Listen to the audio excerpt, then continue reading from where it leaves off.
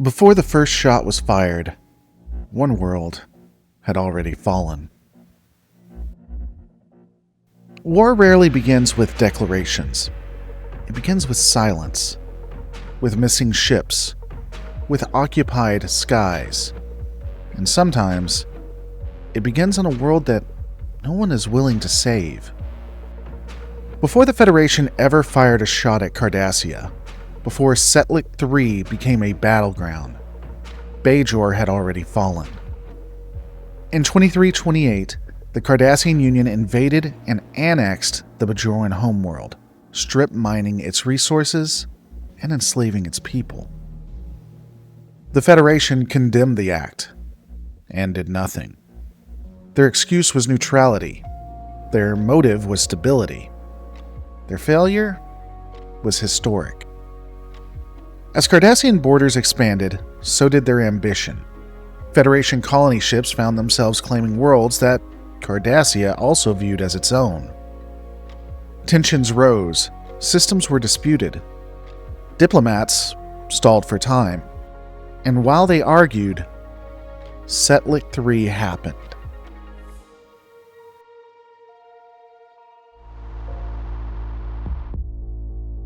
For decades, the Federation and the Cardassian Union stared across a tense, shifting border.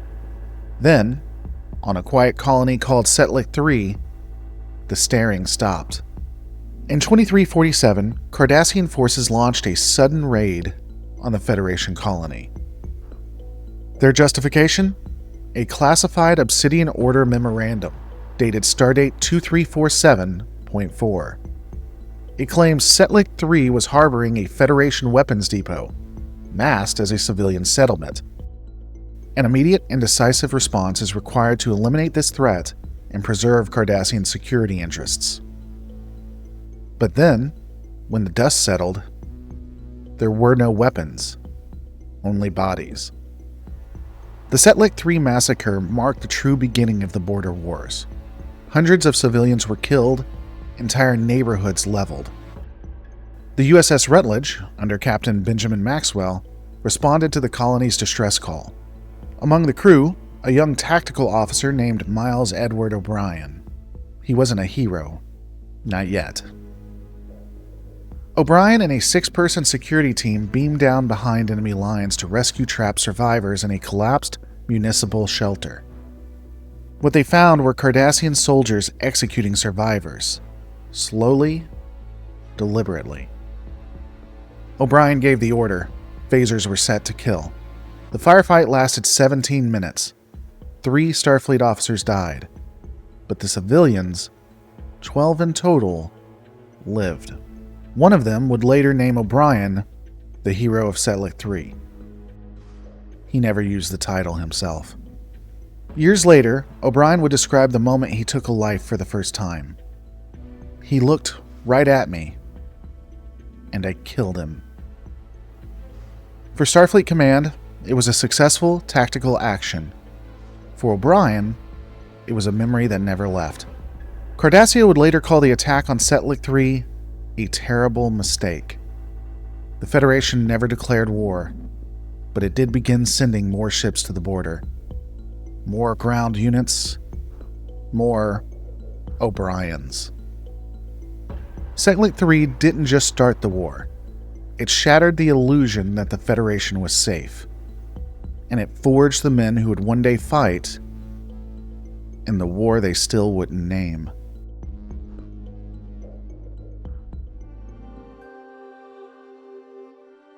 After Settlik III, war became a whisper. From 2355 to 2362, the Cardassian Border War escalated into something brutal and nearly invisible. Starfleet never declared a formal conflict. The Federation Council never issued a war directive. But along the frontier, ships were burning. These were the skirmish years. Unnamed battles, unmarked graves. Classified engagements stretched from the Belody sector to Setlik corridor. Starfleet vessels, like the USS Rutledge, Tecumseh, and Denver, were constantly rotated to the line. And on the ground, The war was personal. In one unpublished mission report, a young Lieutenant Catherine Janeway and her away team held a communications relay under siege for 3 days, armed only with hand phasers and a broken shuttle transceiver. She called it a lesson in attrition. These weren't victories, they were holds. Starfleet officers buying time, losing friends, and praying the next relief ship wasn't already burning. The Cardassian strategy during this time was simple: bleed the border. Strike soft targets, retreat before reinforcements arrive, repeat. Starfleet called them probing incursions, but the truth was uglier. They were testing the Federation's resolve and finding it slow, cautious, uncertain. In 2359, the Cardassians deployed gravitic mines across contested sectors like Beloti and Cora 5. Some remained active for decades. The USS Denver would strike one as late as 2368. Other worlds, Camor 5, Minus P, Solaria, saw evacuations and limited engagements, but left no formal battle names. Civilians were caught between two empires, pretending not to be at war. In Starfleet, it adapted. Tactical simulations were rewritten. Away teams started carrying rifles. Medical crews were trained for mass trauma. Yet among the smoke and silence, some stories refused to die. Stardate 2360.4. The USS Revan, a Miranda-class patrol ship under Captain Donovan Bradford, was conducting recon operating along the Beloti sector. What began as a mine-filled survey turned into a direct engagement with the Cardassian strike group. 2 Gaylor-class warships and a Hidiki escort. With 2 Federation med transports evacuating settlers from Camor 4, Bradford had a choice: retreat or stall. He chose to stand. The Revan held position for 42 minutes, exchanging fire while transmitting false warp signatures to mislead the enemy. When the Gaylor cruisers broke formation, Bradford executed a low-orbit dive, drawing them towards a gravitic mine cluster the Cardassian themselves had planted months earlier. One cruiser was crippled, the other withdrew. The USS Revan was destroyed. Bradford and his crew were lost, but the med transports escaped. No commendation was issued. The battle was never formally recorded, but along the frontier it became known as the Revan Turn. A name whispered, not honored, because in this war, remembrance wasn't policy, it was resistance. In the official archives, these years are barely footnotes, but for those who served, this was the war. The one no one would remember. The one they never stopped fighting. If you've made it this far, chances are you care about deep Star Trek lore just like I do. I'm building this channel into something bigger, but to make it sustainable, I need your help. Joining my Patreon or YouTube memberships supports videos like this and gives you access to exclusive content, early releases, and soon, behind-the-scenes discussions I don't post publicly. I'm still getting quite a bit of hate from AI, including from another channel that decided to do it quite publicly. I don't really feel like that's an appropriate video to put up here, so I'll probably be doing it on my Patreon or memberships. Even a few bucks a month makes a huge difference. As I've told you, if I could get 2 out of 10 people to give me $2, I'd be doing this full-time again. Links in the description, and as always, whether you're a paying member or not, thanks for watching.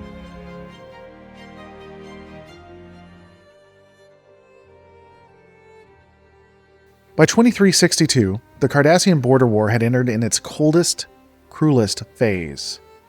Not a ceasefire, not a truce, just attrition. The Federation wouldn't back down. The Cardassian Union couldn't. Every ship lost, every outpost attacked, every raid repelled. None of it moved the line. Civilians on both sides began calling it what their governments wouldn't: a war with no victories. And yet, the fighting didn't stop. Starfleet patrols were doubled. New ships, Nebula class, Cheyenne class, New Orleans class, were rushed into service. The Miranda and Excelsior fleets, decades old, were refitted and pushed back to the frontier. Starfleet began preparing for more than just defense. They began preparing for what they had once sworn never to become: a wartime force. In Cardassia, the Central Command continued to frame each engagement as a necessary measure against Federation encroachment. Behind closed doors, however, the strain was showing. Supply lines were stretched thin. Gold-class commanders began pulling ships away from border raids to defend domestic holdings. One counselor, Elam Erud, openly questioned whether the war was worth continuing. He was reassigned, then he disappeared. In this climate of exhaustion and paranoia, diplomacy began to whisper again. Not between fleets, but between envoys. The first tentative exchange between Ambassador Sarek and a neutral Cardassian liaison occurred on Starbase 218. They spoke not of peace, but of limits. How much territory was worth dying for? How many colonies would be abandoned before morale collapsed? The war had become a waiting game. Whoever blinked first would lose more than territory. They'd lose face. Meanwhile, commanders like Captain Maxwell, still patrolling the frontier, grew restless. They watched supply ships vanish without explanation, heard rumors of weapons stockpiling on Cardassian moons. And some began to wonder, was Cardassia truly negotiating, or simply buying time? In the trenches of the cold frontier, trust was a casualty long before peace ever arrived.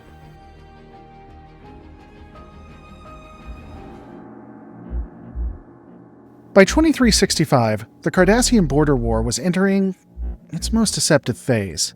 The battles hadn't stopped, but the press releases had. Starfleet Command quietly began withdrawing personnel from vulnerable outer colonies. Not a retreat, but as a reallocation. Entire settlements, like Dorvan V and Minos Corva, found their patrol coverage reduced or reassigned. Civilian requests for aid went unanswered. In some cases, they weren't even logged. For Starfleet, concern turned inward.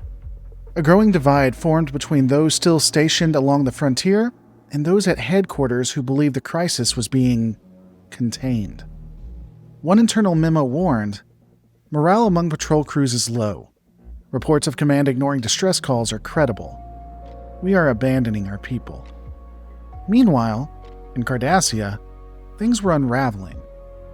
The Detapa Council had become a figurehead.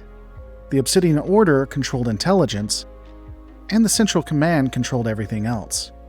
Resources were collapsing. Starvation took hold on several colony worlds. But the military kept spending. Gold-class commanders quietly reassigned warships to protect infrastructure on Cardassia Prime. Border raids slowed, but not out of peace, out of necessity. And yet, the Federation mistook this for progress. The silence wasn't peace. It was collapse. And from that silence came resentment. Frontier colonists began organizing informal patrols, local defense militias. Small cells of former Starfleet officers, voluntarily detached from service, began stockpiling weapons. The name Maquis had not yet been spoken, but the fire was already lit, and no one was watching.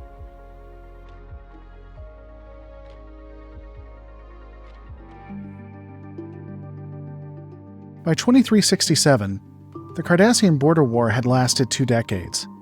There were no treaties, no surrender. Just a single word whispered across both sides of the front. Enough. The Central Command was bleeding ships. and the Federation was bleeding faith. The cost of inaction had become greater than the cost of escalation. And so, Starfleet changed. Patrol groups were consolidated into sector strike units. Escort missions were armed with aggressive engagement protocols. For the first time in the war, orders were issued with the intent to provoke. On Stardate 44002.3, following weeks of mounting tension and intelligence briefings, a Federation task group engaged multiple Cardassian transports near the disputed border. The official reports claimed the vessels were attempting to breach a no-fly exclusion zone. Unofficially, they were carrying unarmed medical supplies. Or so the Cardassian government insisted. No investigation was opened. The convoy was destroyed. The incident would later be linked, unofficially, to the region near Septimus III, a world that would be remembered years later for an even greater tragedy. The admiral who signed off on the engagement later described it as a tactical necessity. It wasn't a declaration, but it was a message. That same year, Captain Benjamin Maxwell of the USS Phoenix went rogue. He attacked and destroyed multiple Cardassian freighters, convinced they were weapon carriers. He disobeyed direct orders, but he wasn't wrong. At least some of the ships were carrying military hardware.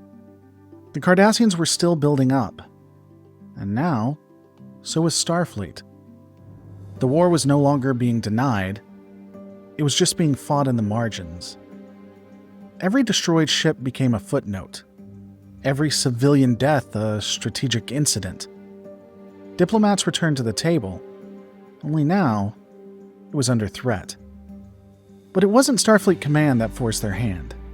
It was the frontier captains, the colonists, the ones who had buried too many neighbors, the ones who had stopped asking for help. These weren't orders, they were ultimatums. The Federation never declared war, but the border worlds did, and the message was clear. We are tired of bleeding alone, and we know how to make others bleed as well. Starfleet didn't speak that language. Not officially, but they stopped interfering. And in early 2368, an armistice was drafted. Not out of victory, not out of peace, but because the people the Federation had forgotten had stopped waiting to be remembered.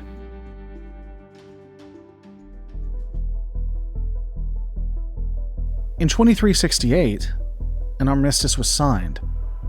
Not a peace treaty, not a surrender, just a pause. The fighting stopped, and the forgetting began. Starfleet reclassified nearly 2 decades of conflict as a series of border security incidents. Battle records were sealed, casualty lists redacted. The word war appeared nowhere in the official reports. On Earth, it was the golden age of the Galaxy class. On the frontier, it was the aftermath of a war no one was allowed to grieve. Commanding officers who had lost entire crews were debriefed in silence. Civilians who had defended their colonies were told to disarm. And captains, like Benjamin Maxwell, who had risked everything, were written out of the narrative. Starfleet didn't punish them harshly. It didn't have to. It simply stopped acknowledging they existed. Frontier memorials, erected by colonists and veterans, were quietly removed. One such monument, commemorating the USS Revan, was taken down 3 months after the armistice. The official reason? Unapproved structure on disputed land. And yet, the trauma remained.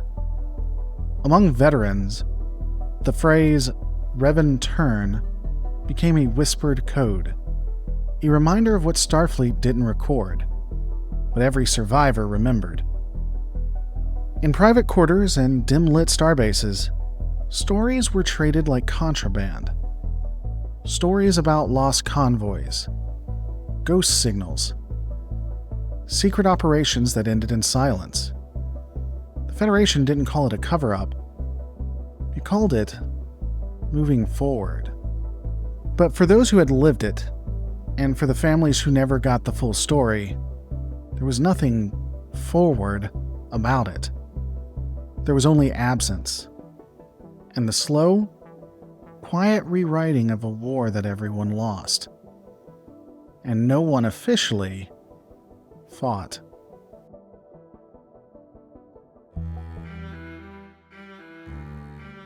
The Federation moved on.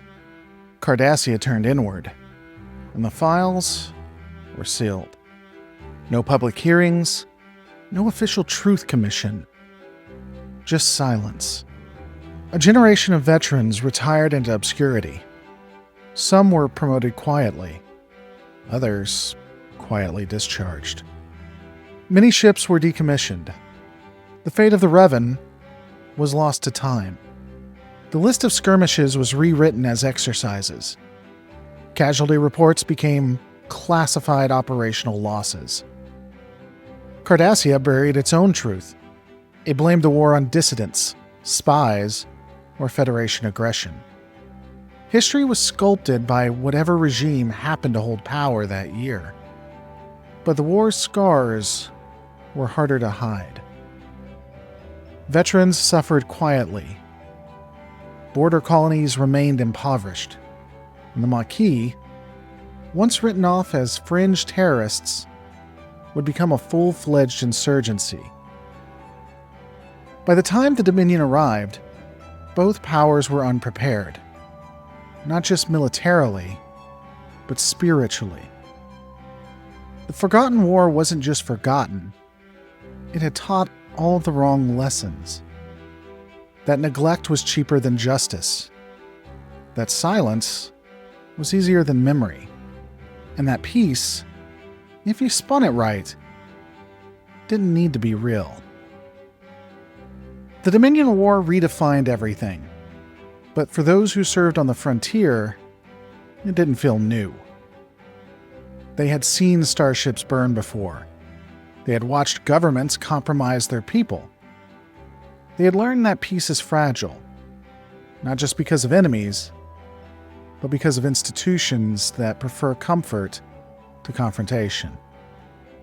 The Cardassian Border War never had a proper name. No campaign medals, no recognition. Just the quiet understanding between those who survived it. We were there. And sometimes, that's the only monument you ever get.